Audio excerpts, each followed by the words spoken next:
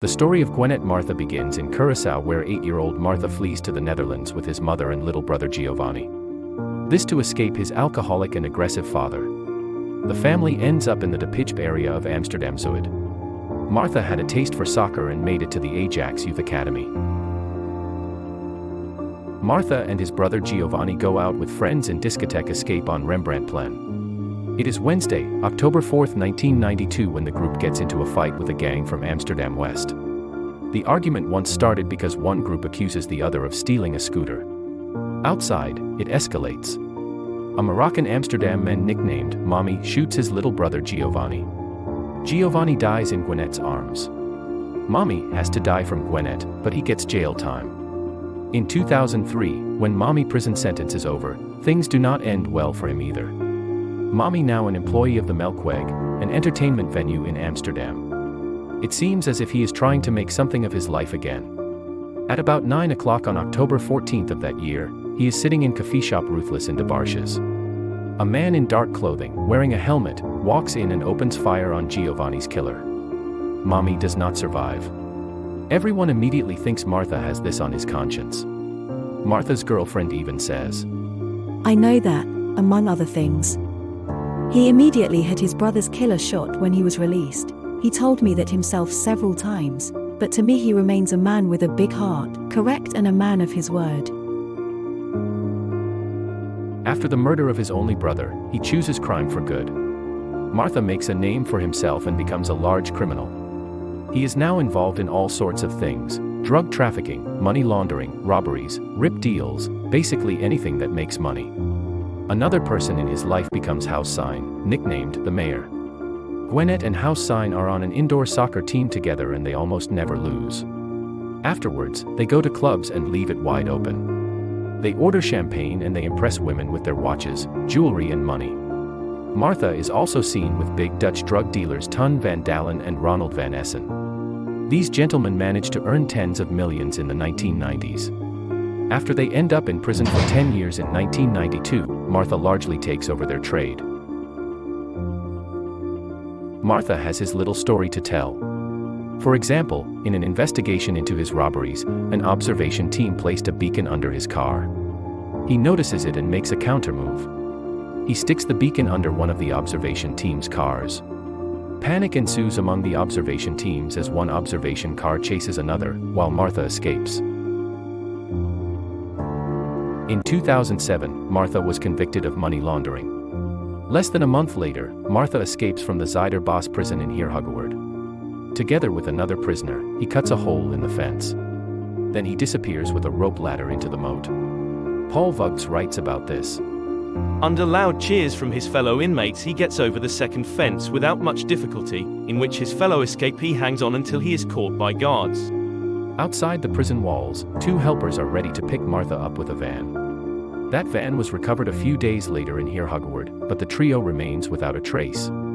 From intercepted PGP messages from the Wizard, alias of presumably Jermaine B., it appears that Inchomar Ballantine helped Martha escape from prison. Ballantine was also shot dead years later, on Sunday, July 21, 2019, at the age of 33, at Kraaienest subway station.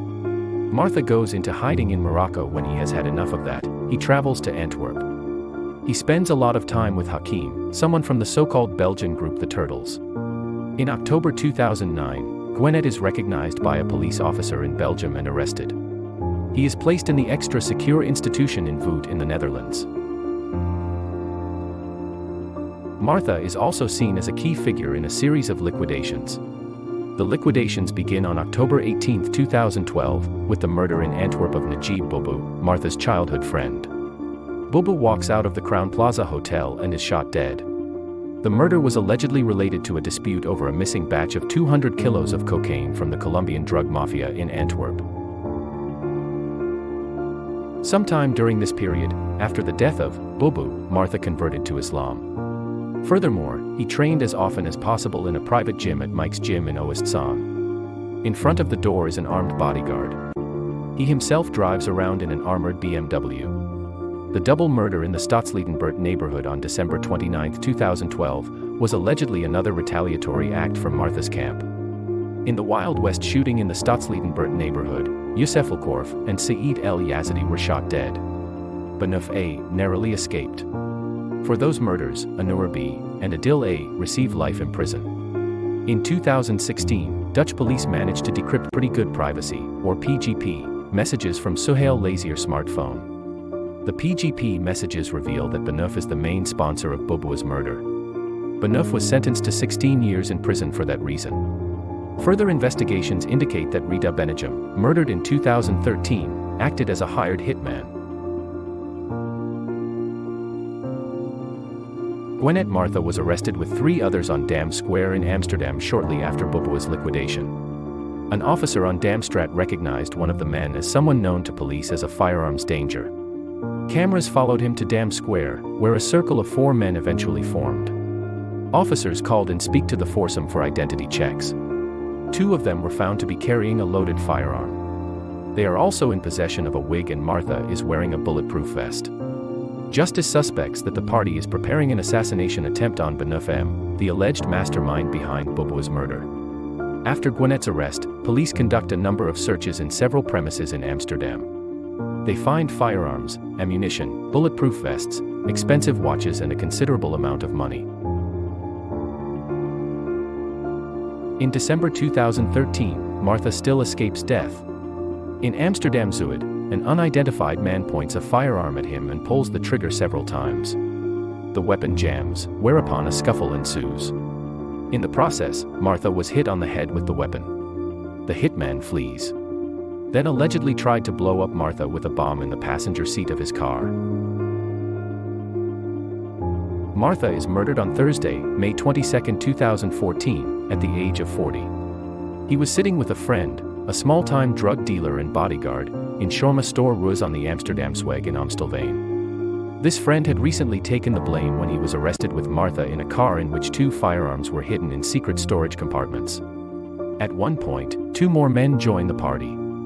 With one of those 2, Martha walks outside. There he came under fire with probably 2 Kalashnikov.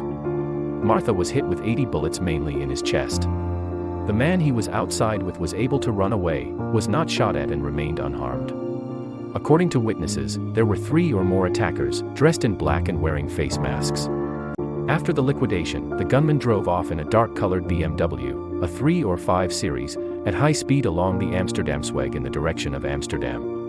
Around 10:30 a.m. a burning BMW was found on the Vensterweg in Diemen. Investigation revealed that this was the getaway car. On Tuesday evening, May 27th, some 40 members of motorcycle club Satadara will gather at the spot where Martha was murdered in Amstelveen. In doing so, they will make a lot of motorcycle noise produced to commemorate him. Martha was friends with the president of the Amsterdam branch of the club. Martha's body was quietly flown to Curaçao and he was buried at the cemetery in Brevengat. After his death, a USB stick in Gwenette Martha's pocket also leads to 9 more arrests in Antwerp. The suspects were allegedly involved in importing hundreds of kilos of cocaine. €1 million in cash is found at the home of one of the suspects, a dock worker. Of the boys with whom Gwenette Martha associates, many are no longer alive: Clyde Lewis, 2008, Bonica Belsarang, 2009, Clyde the Jesus, 2010, and Najib Boubou, 2012. After the murder of Gwenette Martha, Ziggy Himich takes over leadership of the organization. He profits from Martha's murder and probably betrays some members. Himich settles in Spain to join drug criminal Samir Bouyakrikan on the Costa del Sol. Therefore, Martha's members, in collaboration with Nuffel F, plan an attack on this organization.